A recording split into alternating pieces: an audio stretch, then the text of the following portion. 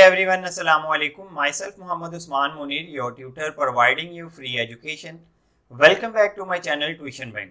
So let's start our new lecture for class 9 Physics, chapter number 1 Physical Quantities and Measurement. आज का जो हमारा topic है उसमें हमने एक्सरसाइज के सॉल्यूशन को डिस्कस करना है कि एक्सरसाइज में कौन कौन से क्वेश्चन गिवन है और उनका सॉल्यूशन क्या है।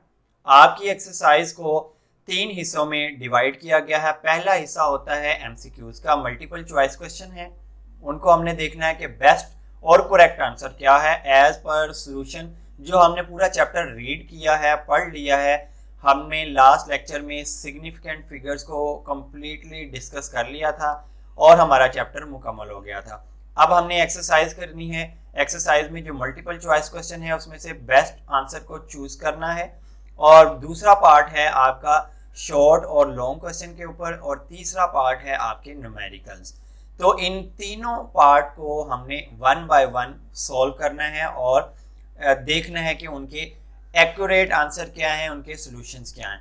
लेकिन आज के सिर्फ इस लेक्चर में हम मल्टीपल चॉइस क्वेश्चंस को कंप्लीटली डिस्कस करेंगे और देखेंगे कि करेक्ट आंसर क्या बनता है। तो वीडियो को स्टार्ट करने से पहले वो तमाम स्टूडेंट्स जो चैनल पर न्यू आए हैं, सबसे पहले वो चैनल को सब्सक्राइब कर लें और इसके साथ मौजूद बेल आइकन पर भी क्लिक करें ताकि हर आने वाली नई वीडियो का नोटिफिकेशन आप तक पहुंच सके। तमाम वीडियोस को लाइक करें और शेयर करें ताकि वीडियो ज़्यादा से ज़्यादा स्टूडेंट्स तक पहुंच सके और वो इस वीडियो से फ़ायदा हासिल कर सकें।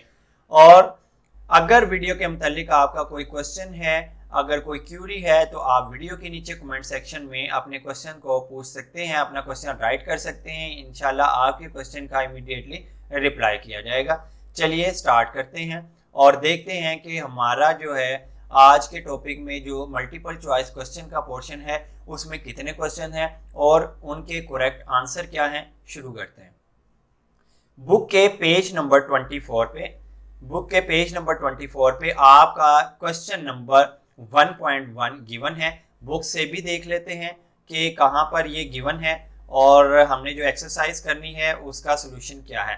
ये सिग्निफिकेंट का हम लास्ट टाइम टॉपिक पढ़ चुके हैं, ये हमारा मुकम्मल हो गया था और अब हमारी एक्सरसाइज स्टार्ट होती है जो कि यहाँ पर पेज नंबर 24 पर गिवन है। Multiple choice question, encircle the correct answer from the given choices. जो भी आपको क्वेश्चन पूछा गया उसके अगेंस्ट डिफरेंट चॉइसेस दी गई हैं, उनमें से आपने करेक्ट वाला आंसर जो है उसके गिर्द दायरा लगाना है, उसको इंसर्कल करना है या टिक करना है। तो ये हम लोगों ने पढ़ना है। चलिए स्टार्ट करते हैं और पहला एमसीक्यूज जो है वो डिस्कस करते हैं। पहले एमसीक्यूज में उन्होंने पूछा है the number of base unit in SI. जो सिस्टम इंटरनेशनल का यूनिट हमने कंप्लीटली लेक्चर में डिस्कस किया हुआ है। अगर किसी बच्चे ने इस पूरे चैप्टर के लेक्चर को नहीं पढ़ा तो वो पहले जाए और लेक्चर मुकम्मल तरीके से पहला चैप्टर पढ़ कर आए और फिर इस लेक्चर को देखे ताकि उसे चॉइस जो है मल्टीपल चॉइस क्वेश्चन में जो चॉइस करनी है आपने करेक्ट आंसर की वो इजीली हो जाए। तो सिस्टम इंटरनेशनल में हमने डिस्कस किया था यूनिट्स के बारे में और कितने यूनिट्स होते हैं, कितनी क्वांटिटीज होती हैं सिस्टम इंटरनेशनल में, वो सारी की सारी डिस्कस की थी। अब यहाँ पे ऑप्शंस देख लेते हैं कौन कौन सी ऑप्शन है। पहली ऑप्शन में है 3 हैं या 6 हैं या 7 हैं या 9 हैं, यानी कि सिस्टम इंटरनेशनल के अंदर बेस यूनिट्स कितने। तो हमने पढ़ा हुआ है कि ये क्वांटिटीज कितनी होती है सिस्टम इंटरनेशनल में, वो है 7। उन 7 क्वांटिटीज के 7 ही यूनिट्स हैं। तो जो एक्यूरेट आंसर है वो क्या है 7, जो कि ऑप्शन नंबर 3, यानी कि जिसे अगर A, B, C और D के बारे में डिस्कस करें तो ऑप्शन नंबर C इसका करेक्ट आंसर है। ठीक है, सिस्टम इंटरनेशनल में जो यूनिट्स हैं वो 7 हैं और 7 ही क्वांटिटीज हैं जिनके ये सारे यूनिट्स हैं। तो हमारा करेक्ट आंसर क्या हुआ 7। ये एमसीक्यूज उन्हीं बच्चों को समझ आएंगे जिन्होंने सिस्टम इंटरनेशनल वाला लेक्चर पढ़ा हुआ है। अगर आपने नहीं पढ़ा तो पहले जाएं, वो लेक्चर देख कर आएं, फिर आपको मल्टीपल चॉइस क्वेश्चन का ये पहला क्वेश्चन क्लियर हो जाएगा। चलिए दूसरा क्वेश्चन देख लेते हैं। दूसरा क्वेश्चन है which of the following unit is not a drive unit. इनमें से कौन सा ड्राइव यूनिट नहीं है, यानी कि बेस यूनिट्स होते हैं और ड्राइव यूनिट्स होते हैं। तो इनमें से कौन सा ऐसा यूनिट है जो कि ड्राइव यूनिट्स नहीं है। हमने पढ़ा हुआ है जितनी भी क्वांटिटीज बेस क्वांटिटीज होती हैं उन सब के यूनिट्स बेस यूनिट्स होते हैं, और जो ड्राइव क्वांटिटीज होती हैं उन सब के यूनिट्स जो हैं वो ड्राइव यूनिट्स होते हैं। तो यहाँ पे जो पूछा गया है कि बताएं कौन सा बेस यूनिट्स नहीं है, ठीक है, यानी कि वो ड्राइव का यूनिट्स है। तो पहले ऑप्शंस देख लेते हैं कौन कौन सी गिवन है। पहली ऑप्शन में है कि पास्कल, दूसरी है किलोग्राम, तीसरी है न्यूटन और चौथी है वाट। अब इनमें से वो पूछ रहे हैं कि बताएं कौन सा ऐसा यूनिट है जो कि ड्राइव यूनिट्स नहीं है, ठीक है, ड्राइव यूनिट्स नहीं है यानी कि वो बेस यूनिट है। तो सिस्टम इंटरनेशनल वाले टॉपिक को ही ज़हन में रखें जी। देखें ये हमने यूनिट्स को पढ़ा था, metre, kilogram, second, ampere, kelvin, mole और कैंडला। ये 7 जो हैं वो बेस यूनिट्स हैं। तो इसमें से वो कह रहा है which of the following unit is not a drive. तो लिहाजा पास्कल इसमें नहीं है, न्यूटन इसमें नहीं है, वाट इसमें नहीं है, किलोग्राम जो है वो बेस यूनिट है, लिहाजा ये ड्राइव यूनिट्स नहीं है। तो हमारी करेक्ट ऑप्शन क्या हुई? किलोग्राम, क्योंकि किलोग्राम जो है वो बेस यूनिट है, बाकी 3 पास्कल, न्यूटन और वाट जो है वो ड्राइव यूनिट हैं। तो लिहाजा वो पूछ रहा था कि बताएं इसमें से ड्राइव यूनिट कौन सा नहीं है। पास्कल भी ड्राइव है, न्यूटन भी ड्राइव है और वाट भी ड्राइव है, जबकि किलोग्राम जो है वो बेस यूनिट है। लिहाजा हमारा करेक्ट आंसर जो हुआ ऑप्शन बी, यानी कि ऑप्शन नंबर 2 हमारा करेक्ट आंसर है। तीसरे पे चलते हैं और देखते हैं तीसरा हमारा मल्टीपल चॉइस क्वेश्चन क्या है। Amount of substance in terms of number is measured in, यानी कि हमारे पास किसी सब्सटेंस की कुछ अमाउंट है, उसको हम किस चीज़ में मेजर करेंगे। तो ग्राम में मेजर करेंगे, किलोग्राम में मेजर करेंगे, न्यूटन में मेजर करेंगे या मोल में मेजर करेंगे। अभी जो हमने नेक्स्ट चैप्टर स्टार्ट करने हैं, चैप्टर 2, 3, इनमें हमने इन चीज़ों को डिस्कस करना है। लेकिन अभी हम पढ़ चुके हैं ग्राम और किलोग्राम, ये दोनों मासेस के यूनिट्स होते हैं, जबकि न्यूटन जो है ये फोर्स का यूनिट होता है, जो कि हमने आगे नेक्स्ट चैप्टर में डिस्कस करना है। और जो लास्ट है वो है मोल। मोल सब्सटेंस का यूनिट होता है, अमाउंट ऑफ सब्सटेंस को हम मोल में प्रेजेंट करते हैं। तो हमारा करेक्ट आंसर यानी कि again system international of units के मुताबिक हमारा जो यहाँ पे करेक्ट आंसर बनता है वो है मोल, यानी कि मोल हम अमाउंट ऑफ सब्सटेंस को मोल के अंदर रिप्रेजेंट करते हैं, क्योंकि मोल जो है वो यूनिट है किसका? सब्सटेंस की अमाउंट का। तो हमारी करेक्ट ऑप्शन क्या हुई? ऑप्शन नंबर डी, यानी कि 4 मोल, ये हमारी करेक्ट ऑप्शन है। नेक्स्ट पे चलते हैं। नेक्स्ट है हमारा multiple choice question 4। An interval of 200 microsecond is equivalent to, यानी कि 200 माइक्रो सेकेंड को आपने इक्विवेलेंट कहना है किसके? 4 ऑप्शन उसने दी हुई हैं, उनमें से किसके बराबर होगा वो देख लेते हैं। पहले 4 ऑप्शंस देख लेते हैं कौन कौन सी गिवन है।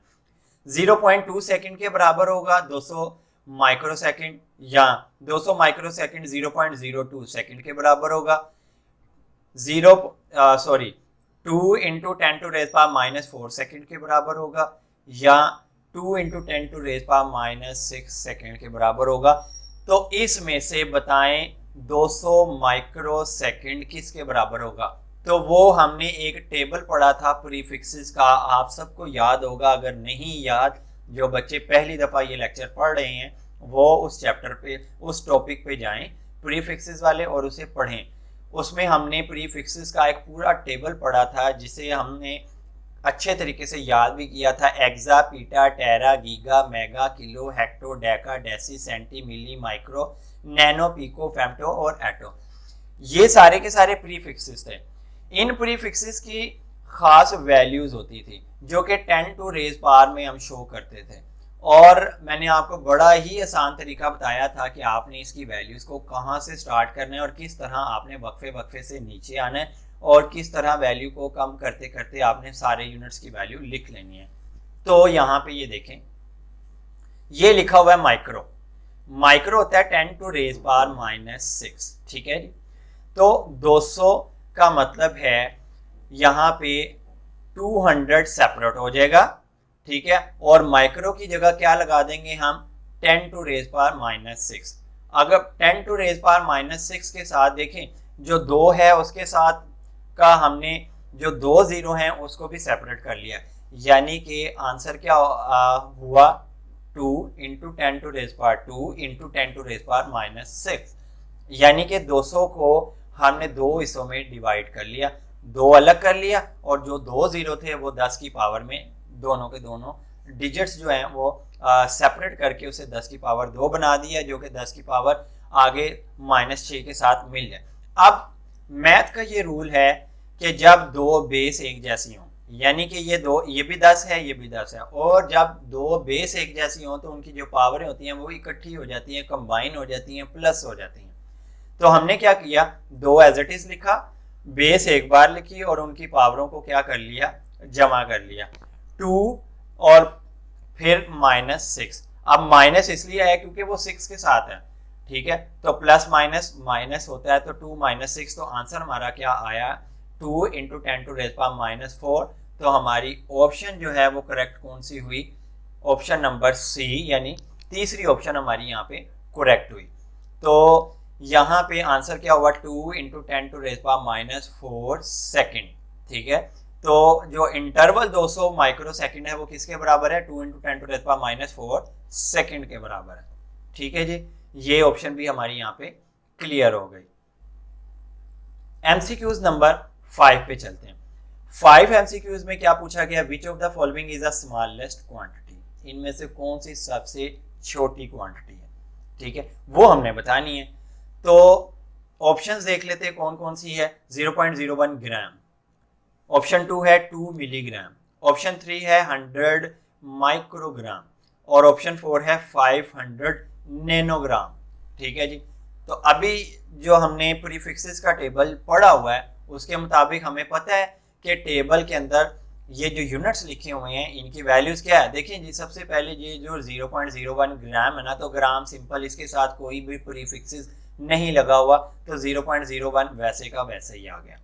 उसके बाद 2 मिलीग्राम, मिली यहाँ पे मौजूद है, ये मिली है, तो मिली की पावर 10 की पावर -3 है, 2 इंटू 10 टू रेज पावर -3, तो ये बराबर होता है 0.002 के बराबर, क्योंकि यहाँ पे ये पॉइंट लगा हुआ है, पॉइंट होना चाहिए 2 के बाद, तो इसको कितने जंप बैकवर्ड करवाना पड़ेगा, 1 2 और ये 3। ये मैंने साइंटिफिक नोटेशन में आपको बताया होगा पावर कैसे बनती है, लेफ्ट जाएं राइट जाएं, कब पावर प्लस में होती है कब पावर माइनस में होती है। तो साइंटिफिक नोटेशन वाला जो लेक्चर है वो अगर नहीं पढ़ा हुआ तो वो जाके पढ़ें, ठीक है, तो वो आपको ये समझ आ जाएगा easily. 2 into 10 to raise power -3 फिर किसके बराबर हुआ, 0.002 के। फिर है माइक्रोग्राम, माइक्रो देखिए यहाँ पे माइक्रो कहाँ पे गिवन है, ये माइक्रो है 10 टू रेज पावर -6, तो 100 इंटू 10 टू रेज पावर -6 का मतलब ये है कि 0.0001, यानी कि पॉइंट ने अगर बैक मूव करना है तो 1 2 3 और 4 जंप तो ये लगाएगा 1 तक पहुंचने के लिए। अगर मजीद 2 जंप लगवाने हैं 6 वैल्यू पूरी करने के लिए तो ये 100 हो जाएगा। तो लिहाजा यहाँ पे 100 इंटू 10 टू रेज पावर -6 किसके बराबर होगा, 0.0001 के बराबर होगा, ठीक है। और लास्ट वाला जो है वो है 5000 नैनोग्राम। 5000 नैनोग्राम्स का मतलब ये है, नैनो टेबल में किसके बराबर होता है, 10 टू रेज पावर -9, तो 10 की पावर -9, तो ये किसके बराबर होगा, 0.000005। तो इसका मतलब है जो वैल्यू 0 से जितनी नीचे जाती जाएगी, दूर जाती जाएगी, वो उतनी ही छोटी होगी। तो यहाँ पे सबसे छोटी क्वांटिटी कौन सी हुई, ऑप्शन नंबर डी, यानी ऑप्शन नंबर 4 है, ये सबसे छोटी वैल्यू है 500 नैनोग्राम, ठीक है। तो इसका करेक्ट आंसर हुआ 500 नैनोग्राम्स। क्वेश्चन नंबर 6 पे चलते हैं, एमसीक्यू नंबर 6। क्या क्वेश्चन है, which instrument is most suitable to measure the internal diameter of the test tube. कोई टेस्ट ट्यूब है, उसका इंटरनल डायमीटर मेजर करना है, यानी कि उसके अंदर का वॉल्यूम कितना, और सॉरी अंदर का डायमीटर कितना होगा, इस एंड से इस एंड तक का डायमीटर। और टेस्ट ट्यूब आपने देखी हुई, जिस तरह आपका मेजरिंग सिलेंडर गोल होता है उसी तरह की टेस्ट ट्यूब होती है। तो उसके लिए कौन सा इंस्ट्रूमेंट बेस्ट है जो कि उसका इंटरनल डायमीटर मेजर करके दे सकता है। पहले ऑप्शन देख लेते हैं फिर उसका करेक्ट आंसर देखते हैं। पहला है मीटर रूल। मीटर रूल को हम टेस्ट ट्यूब के ऊपर रख के उसका इंटरनल डायमीटर मेजर कर सकते हैं, या वर्नियर कैलिपर के जरिए मेजर कर सकते हैं, हमने पढ़ा हुआ है वर्नियर कैलिपर के जो अपर जाज होते हैं वो इंटरनल डायमीटर के लिए ही होते हैं। मेजरिंग टेप, टेप के जरिए या मेजर करें या स्क्रू गेज है उसके जरिए मेजर करें। तो बुक के अंदर हमने डिस्कस किया जो वर्नियर कैलिपर है उसके जो अपर जाज होते हैं, जो ऊपर वाले जाज होते हैं, वो टेस्ट ट्यूब में एंटर करके उसको खोल देते हैं। तो वो जब खुलते हैं उसकी वाल के साथ टच हो जाते हैं तो यहाँ पे जो स्केल लगा होता है वो हमें एग्जैक्ट वैल्यूज बता देता है। तो लिहाजा वर्नियर कैलिपर का टॉपिक इस एमसीक्यूज में आपको हेल्प करेगा। तो देखिए अगर आपने पिछले लेक्चर्स नहीं पढ़े तो आपको एमसीक्यूज नहीं समझ आएंगे, तो पीछे वाले लेक्चर पढ़ें। इसी वीडियो के डिस्क्रिप्शन में सारे लेक्चर हैं पहले चैप्टर के। चैप्टर नंबर 1 का lecture 1, 2, 3, 4, 5 up to 15 lecture, 15 lecture मैंने दिए हैं पहले चैप्टर के ऊपर और बड़े डिटेल के साथ दिए हुए हैं। अगर आपने नहीं पढ़े तो पहले आप जाकर वो लेक्चर पढ़ें, फिर आपको एमसीक्यूज अच्छे समझ आएंगे। तो यहाँ पे पहला था मीटर रूल, दूसरा है वर्नियर, तीसरा है मेजरिंग टेप और चौथा है स्क्रू गेज। तो इसमें से सबसे बेस्ट ऑप्शन क्या है? वर्नियर, क्योंकि हम वर्नियर में पढ़ चुके हैं। वर्नियर के जो अपर जाज होते हैं ये वाले, यहाँ पे ये वाले जो जाज हैं ये टेस्ट ट्यूब के इंटरनल डायामीटर को मेजर करने के लिए इस्तेमाल होते हैं। ठीक है, तो ये ऑप्शन आपको तभी पता चलेगी जब आपने वर्नियर कैलिपर का टॉपिक पढ़ा होगा। आगे नेक्स्ट क्वेश्चन पे चलते हैं। नेक्स्ट मल्टीपल चॉइस क्वेश्चन है, a student claim a diameter of a wire as 1.032 centimetre using vernier calliper. Vernier calliper के जरिए उसने मेजर किया है। Up to what extent do you agree with it? किस हद तक हम इससे एग्री हैं? देखें एक चीज याद रखें, हमने पढ़ा था कि वर्नियर कैलिपर का जो लीस्ट काउंट होता है वो कितना होता है? 1 मिलीमीटर के 10वें हिस्से तक, जबकि 1 सेंटीमीटर के 100वें हिस्से तक। अब आप ये देख सकते हैं कि ये स्टूडेंट जो वैल्यू मेजर करके लाया उसने वैल्यू क्या मेजर किया? 1.032, यानी कि 1 सेंटीमीटर के 1000वें हिस्से तक की वो वैल्यू मेजर करके ले आया। तो इसका मतलब है जो आखिर वाला डिजिट है 2, वो तो हमारे काम का ही नहीं है, क्योंकि वर्नियर कैलिपर इस हद तक तो पैमाइश कर ही नहीं सकता। 1 सेंटीमीटर के 1000वें हिस्से तक की पैमाइश करने के काबिल नहीं है वर्नियर कैलिपर। तो लिहाजा हम इसके पहले 3 डिजिट्स तक, जो पॉइंट्स के बाद जो 2 डिजिट हैं उस हद तक ही रहेंगे। ठीक है जी, लेकिन ऑप्शन देख लेते हैं क्या क्या गिवन है। 1 सेंटीमीटर, 1.0 सेंटीमीटर, 1.03 सेंटीमीटर और 1.032 सेंटीमीटर। ये तो चौथी वैल्यू तो उसने कैलकुलेट की थी। तो सबसे पहले लीस्ट काउंट देखना पड़ेगा वर्नियर कैलिपर का। वर्नियर कैलिपर का लीस्ट काउंट होता है 0.01 सेंटीमीटर तक, यानी कि पॉइंट के बाद सिर्फ 2 डिजिट सेंटीमीटर में। अगर मिलीमीटर में तो पॉइंट के बाद सिर्फ 1 डिजिट। तो यहाँ पे हम किस हद तक सेटिस्फाई होंगे? सिर्फ पॉइंट के बाद 2 फिगर्स तक सेटिस्फाई होंगे, क्योंकि ये वैल्यू मेजर करके वो दे सकता है। तो 1.03 centimetre is the correct answer. ठीक है जी, तो आप देख रहे हैं कि हर टॉपिक में, हर एमसीक्यूज में वो सारे टॉपिक डिस्कस हो रहे हैं जो पीछे हम पढ़ के आ चुके हैं। तो लिहाजा पीछे वाले टॉपिक बड़े इंपॉर्टेंट हैं, वो पढ़ें। ठीक है, आगे आ जाएं। नेक्स्ट मल्टीपल चॉइस क्वेश्चन या question number 8, a measuring cylinder is used to measure. Measuring cylinder किस काम आता है? ऑप्शंस देख लेते हैं। मास मेजर करने के लिए, एरिया मेजर करने के लिए, वॉल्यूम मेजर करने के लिए या लेवल ऑफ लिक्विड मेजर करने के लिए। तो अभी हमने 2 लेक्चर पहले जो है वो पढ़ा है measuring cylinder. Measuring cylinder is used to measure the volume of a liquid और अ पाउडर सब्सटेंस और a volume of irregular shape. तो इन 3 चीजों की मेजरमेंट के लिए मेजरिंग सिलेंडर इस्तेमाल किया जाता है। तो लिहाजा मेजरिंग सिलेंडर हमें बेसिकली क्या बताता है? वॉल्यूम बताता है कि किसी लिक्विड का वॉल्यूम कितना है, पाउडर सब्सटेंस का वॉल्यूम कितना है, या जो इरेगुलर शेप है, कोई पत्थर है या कोई रिंग है या कोई भी और चीज जो कि हमने उसमें लटका दी या उसमें फेंकी, तो उसने उसका वॉल्यूम मेजर करके दिया, तो वो वॉल्यूम क्या था। तो मेजरिंग सिलेंडर किस काम आता है? वॉल्यूम मेजर करने के लिए आता है। ठीक है जी, नेक्स्ट है हमारा multiple choice question. Question number 9, a student noted a thickness of a glass sheet using a screw gauge. एक स्क्रू गेज को उसने इस्तेमाल किया और उसकी थिकनेस जो है ग्लास की वो मेजर की। On the main scale it read 3 division while 8 division of the circular scale coincide with the index line its thickness is। तो वो कहता है उसने जो मेजर की वैल्यू वो थी 3 डिवीजन। डिवीजन 3 जो है वो मेन स्केल पे आई और 8वीं लाइन मैच की। तो इसका मतलब है अब इसको मिला के वैल्यू बताएं क्या होगी। तो हमें पता है कि जो लीस्ट काउंट है स्क्रू गेज का वो कितना होता है, 1 मिलीमीटर के 100वें हिस्से तक की पैमाइश करता है। तो जो वैल्यू हमारे वर्नियर उस पे आई है स्क्रू स्केल के ऊपर, राउंडिंग स्केल के ऊपर, सर्कुलर स्केल के ऊपर जो आई है वैल्यू, उसको हम उसके 100 पे डिवाइड करेंगे, क्योंकि सर्कुलर स्केल पे कितने डिवीजन होते हैं, 100 डिवीजन होती है, तो हम उसको 100 पे डिवाइड करेंगे। लेकिन पहले ऑप्शन देख लेते हैं उसने क्या दी हुई है। ऑप्शन नंबर 1 है, ए ऑप्शन है 3.8 सेंटीमीटर, ऑप्शन नंबर 2 है 3.08 मिलीमीटर, ऑप्शन नंबर 3 है 3.8 मिलीमीटर और ऑप्शन नंबर 4 है 3.08 मिलीमीटर। ठीक है जी, सॉरी 3.08 मीटर। तो देखें यहाँ पर 3 तो हमारे मेन जो है वो वैल्यू है जो कि आपका मेन स्केल ने फाइंड करके दी।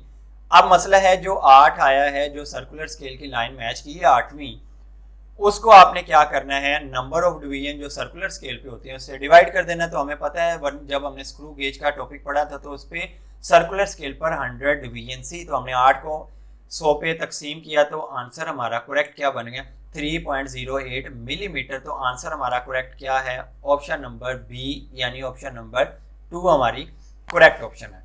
तो वर्नियर और स्क्रू के अगर आपने लेक्चर्स पढ़े हुए हैं तो आपसे ये एमसीक्यूज इजीली हैंडल हो जाएंगे, इसमें किसी किस्म का कोई मसला नहीं होगा। Last MCQs number 10, question number 10 जो है, significant figures is expressed as. Significant figures का अभी पिछला कल का टॉपिक बिल्कुल फ्रेश हमने पढ़ा हुआ है, वो क्या है, मैंने आपको वहां पे रूल्स बताए थे कि जितने भी डिजिट्स होते हैं जीरो के अलावा वो सारे के सारे सिग्निफिकेंट होते हैं। अगर जीरो किसी दो सिग्निफिकेंट फिगर्स के दरमियान में आ जाए तो वो भी सिग्निफिकेंट बन जाता है। अगर जीरो पॉइंट के बाद आ जाए, राइट साइड पे आ जाए, एंडिंग जीरो बन जाए, तो वो भी सिग्निफिकेंट बन जाता है। इसके बाद फिर एक रूल पढ़ा था कि अगर पॉइंट सेपरेट करे जीरो को, यानी कि पॉइंट स्पेस के लिए इस्तेमाल हो कि इससे पहले जीरो आ गया और बाद में भी जीरो आ गया, लेकिन पॉइंट से पहले कोई सिग्निफिकेंट वैल्यू नहीं है, तो पॉइंट से पहले वाला जीरो भी नॉन सिग्निफिकेंट है और पॉइंट से बाद वाला जीरो भी नॉन सिग्निफिकेंट है। ठीक है, ये रूल हमने पढ़े थे। तो अब यहाँ पे वो कह रहा है कि आपकी सिग्निफिकेंट फिगर जो है वो कैसे एक्सप्रेस होती है, ऑल डिजिट्स होते हैं, ऑल डिजिट्स में तो जीरो भी आ जाता है, ये ऑप्शन गई। ठीक है, दूसरी ऑल एक्यूरेट नॉन डिजिट, वो डिजिट्स जो कि एक्यूरेटली मेजर हो और हमें पता।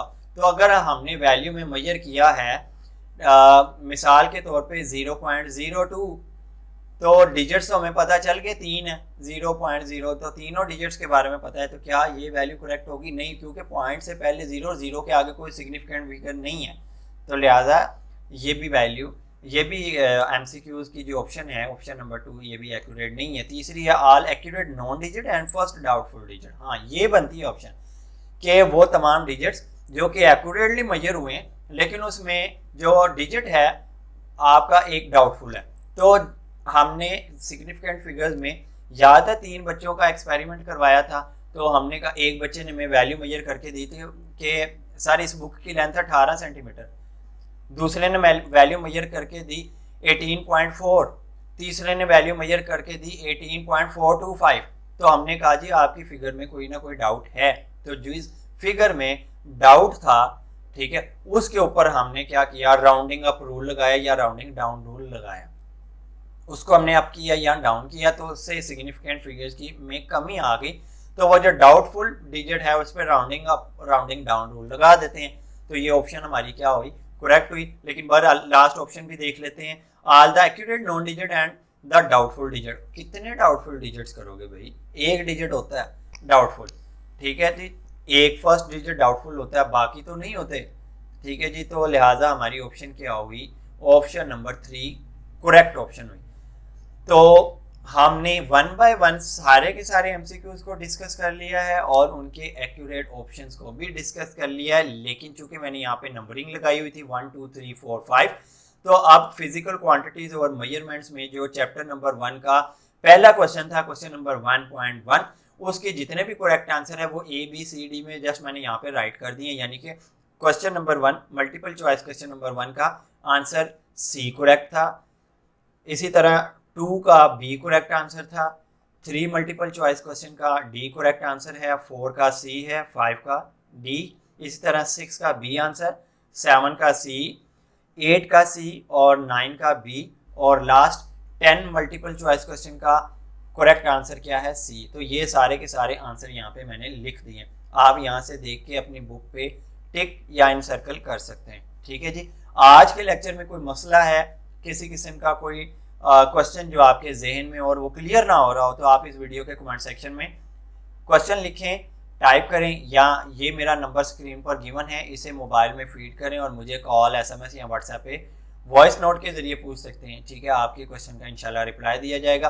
तो आज के लेक्चर में हमने एमसीक्यूज को मुकम्मल तौर पर डिस्कस कर लिया। इंशाल्लाह नेक्स्ट लेक्चर में हम इसकी एक्सरसाइज के बारे में डिस्कस करेंगे, इसके शॉर्ट और लॉन्ग क्वेश्चन के बारे में। तो इंशाल्लाह उनको डिस्कस करेंगे, उनका सोल्यूशन बनाएंगे, जो छोटे छोटे क्वेश्चंस पूछे गए हैं उनको सॉल्व करेंगे, और फिर हम लॉन्ग क्वेश्चन की तरफ भी आएंगे, और एट द एंड इस चैप्टर के जो कुछ न्यूमेरिकल गिवन हैं उनको भी सॉल्व करेंगे। टिल देन टेक केयर, अल्लाह हाफिज़।